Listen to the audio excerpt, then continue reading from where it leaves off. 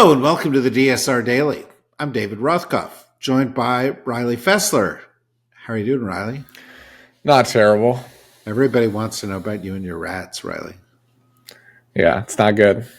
Still bad. Even worse. Okay, well, we'll keep Rat Watch. Rat Watch will be a regular feature here. And Minna Stein, who has no rodents in her apartment that we know. Yeah, sadly, I'm doing better than Riley. Sorry, Riley. Yeah, it's too bad. It's too bad. All right, you're doing better than Riley, but we're all struggling a bit here as we watch what's going on in Capitol Hill and in the White House and around the country on just about every front imaginable. Even the weather sucks right now, but let's remain optimistic. It's Friday. It's springtime next week. A week from now, it's springtime. That's a good thing. So let's keep this upbeat view going. Who's going to start us off? I'll start us off. Senate Democratic leader Chuck Schumer announced he will vote to advance the House-passed government funding bill, despite strong opposition from many Democrats who criticized it as a, quote, slush fund for President Trump and Elon Musk.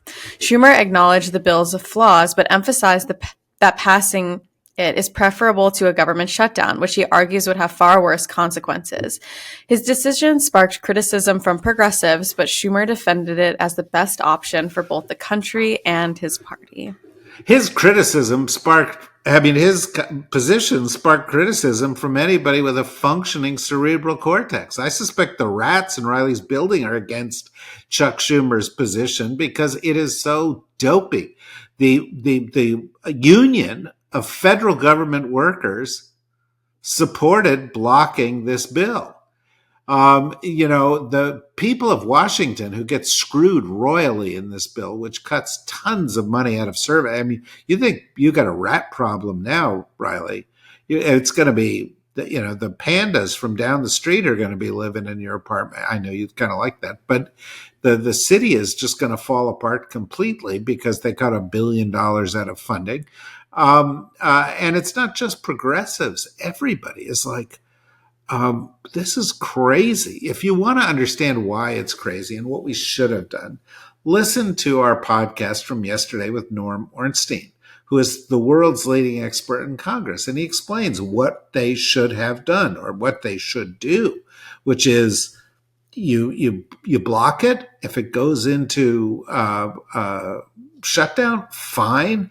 They'll have to come back. You take the 30-day CR that we proposed. You say, okay, you got 30 days. Now, if you want to get anything through, you're going to have to talk to us. You're going to have to negotiate, and we're not going to eviscerate programs that people depend on in the United States of America. Schumer's argument, apparently, is, well, Trump will be in worse shape in 6 months. What does he think is going to happen in 6 months? Has he been paying attention for the past 6 weeks? The destruction that could be wrought by Trump and Musk as a consequence of passing this continuing resolution will be enormous. There will, in 6 months, we are going to be, much less of a democracy, much less of a country. People are going to be dying of diseases. Lots of critical services won't be provided. It's crazy. Use the tool you've got. There's an old saying in politics and in national security that matters here. Don't negotiate with terrorists. That's what the Vichy Democrats are doing. They're negotiating with terrorists. It's a terrible strategy. But that's just one guy's opinion. You guys don't have to support my view. Go on, support my view. I support your view. I kind of feel like it's just your opinion, but it's also lots of people's opinions. I feel like I heard outcry over this. Wasn't just you. So you're not alone. I'm on your side. The Democratic Party, the only leader in the Democratic Party right now is AOC and maybe Bernie. But, they're just, and I'm not saying that because I I lean progressive, although I lean progressive. They're speaking out. They're being strong. They're doing the right thing. They may not have the titles, but at least they're leading. Yeah. Leading. I saw reports that Bernie was kind of waiting to see if the actual leadership would step up, and when they didn't, he was like, "All right, here I go again. I guess I have to." Yeah, well, but give the guy credit. He's in his 80s. He doesn't have to be doing this stuff. He goes out there. He speaks the truth day in and day out. I was not a Bernie bro. I didn't think Bernie should be the president of the United States, but I think he's an excellent senator who's really contributed to the United States in some meaningful ways. But even Hakeem Jeffries, who is not the most outspoken guy thus far, was outraged by Schumer's position. It's time for him to go. Okay, Chuck Schumer's a decent. Time for him to go. He's not leading. Lead follower, get out of the way. What do we got? Got a doozy. The U.S. and Israel have approached Sudan, Somalia, and Somaliland to discuss resettling Palestinians from Gaza under President Trump's controversial post-war plan, which has faced widespread condemnation and legal concerns. Surprised they didn't ask Madagascar. Yeah. Surprised they didn't ask Musk to send him to Mars. I mean, this is, it's a ethnic cleansing, which is what this is a violation of international law. Sudan even if it's for a fancy casino. Sorry. Sudan has rejected the proposal, while Somalia and Somaliland claim no awareness of such discussions, raising doubts about the feasibility and morality of relocating Palestinians to impoverished or conflict-ridden regions. Palestinian and Arab nations have vehemently opposed the plan, with rights groups warning it could constitute a war crime. Okay, I think it just would. It would. I don't know if there's any could there. Despite the backlash, the U.S. and Israel continue to explore incentives, including financial and diplomatic support, to advance the initiative. Yeah, I mean, it's just appalling. It's just appalling.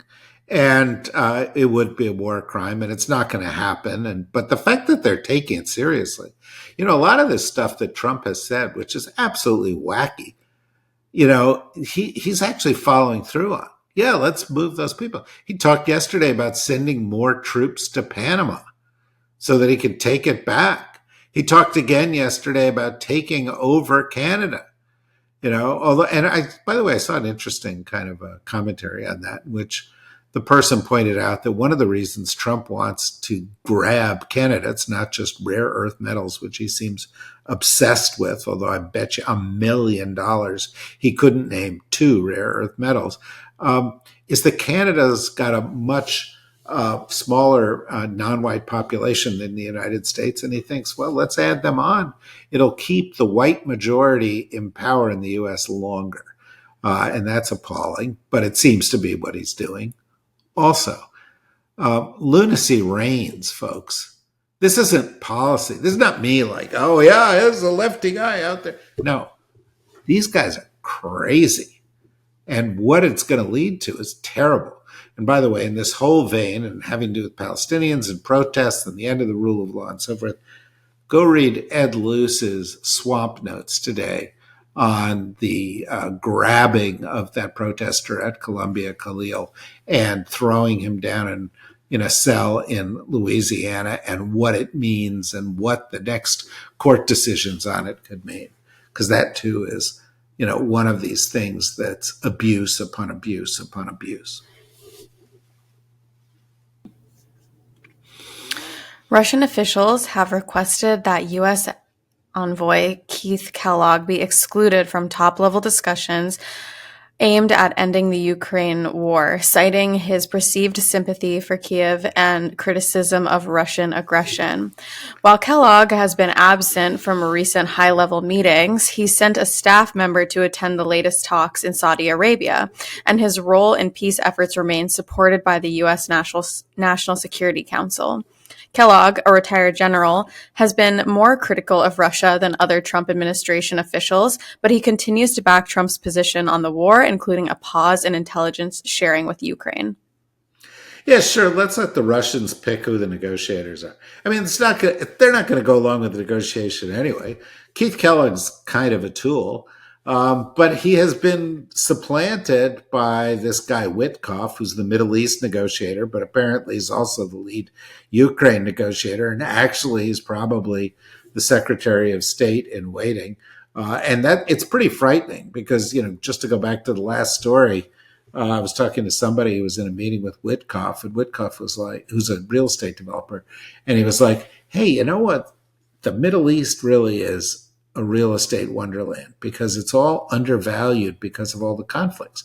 But if we could get rid of the conflicts, the real estate values would go way up, and that's why we should do this." And it's direct. It's just like Trump's thinking about Gaza.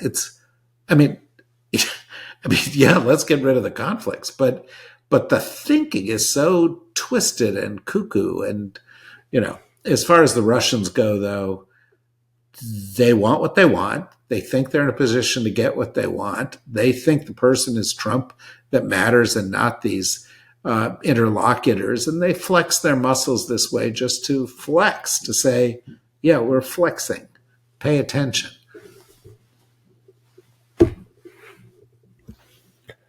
Columbia University has suspended, expelled, or temporarily revoked degrees for dozens of students involved in a pro-Palestinian protest last spring, including the occupation of Hamilton Hall, as part of efforts to enforce campus rules. The Trump administration has withdrawn $400 billion in federal funding from Columbia, accusing it of failing to combat anti-Semitism, while the arrest of campus activist Mahmoud Khalil, a Syrian-born graduate, has sparked debates over free speech and deportation. The university's actions and the broader crackdown on protests reflect heightened tensions over campus activism and government intervention. My great-grandpa went to Columbia. My grandpa went to Columbia. My mom and dad studied at Columbia. I studied at Columbia. My daughters studied at Columbia. I taught there. My father taught there. My grandfather taught there. And that's not even the whole picture. I consider sort of Columbia the family business. I am so disgusted. I am so embarrassed by the way the leadership at Columbia has capitulated to the Trump administration, by the way they have they mismanaged these protests from the beginning. They should have just said, if you're not from Columbia, you shouldn't be on the campus. You go and you can protest in these areas and so forth. They could have been clear about that and done so in a way that maintained freedom of expression as a value they valued and maintained academic freedom as an underpinning of that value. And instead, they mismanaged that. Then they got new leadership, and the new leadership is, sent this long note to Trump after he pulled the funding saying, "Oh, sorry, boss, we won't do it again," which just feeds him. And, we've seen what happened. Johns Hopkins laid off 2,000 people yesterday because of the amount of funds that were cut off there.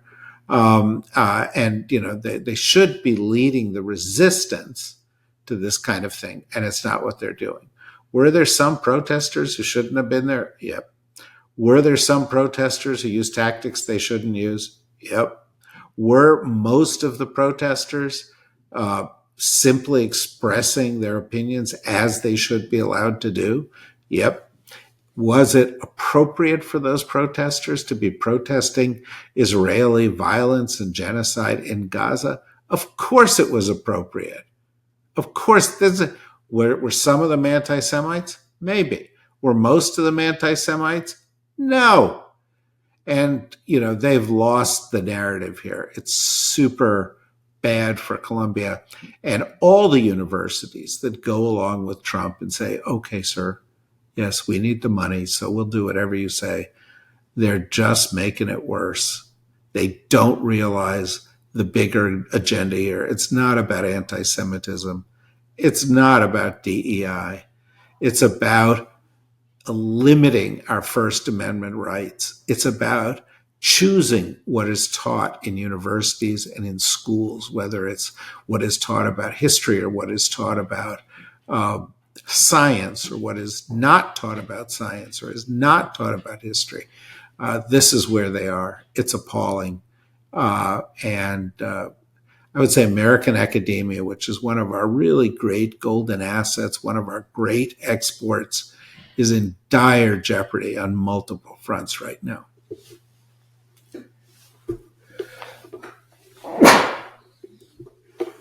Bless you. Thank you.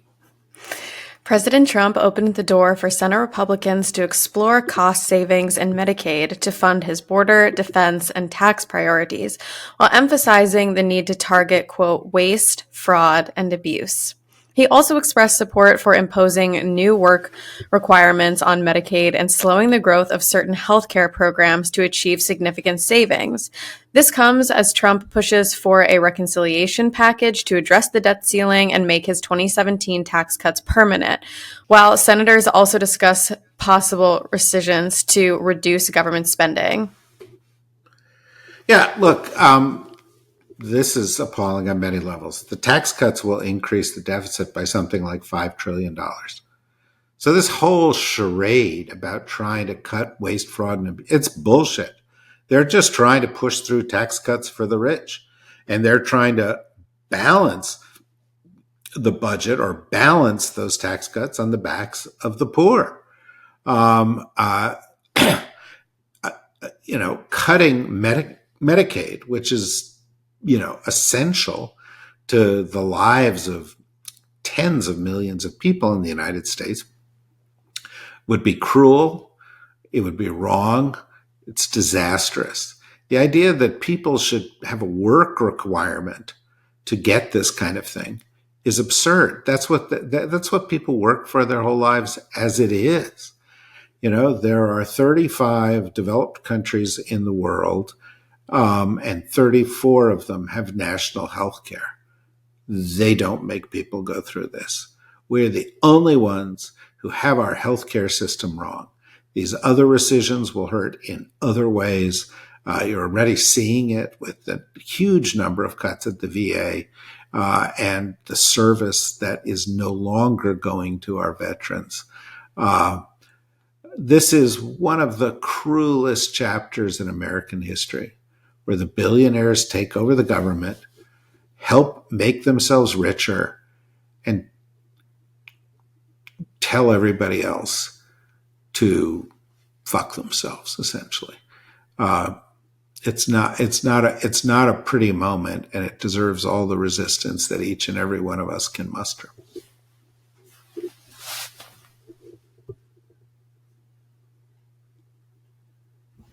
And that's that. Well, then it's the weekend, and we've left you all in a good mood. Are you in a good mood, Minna? I'm in such a good mood now after going over all of those stories. Really? Good thing no news happens over the weekend. We always say that. Yeah, it is a good thing that no news happens over the week. Wait, what if it happens?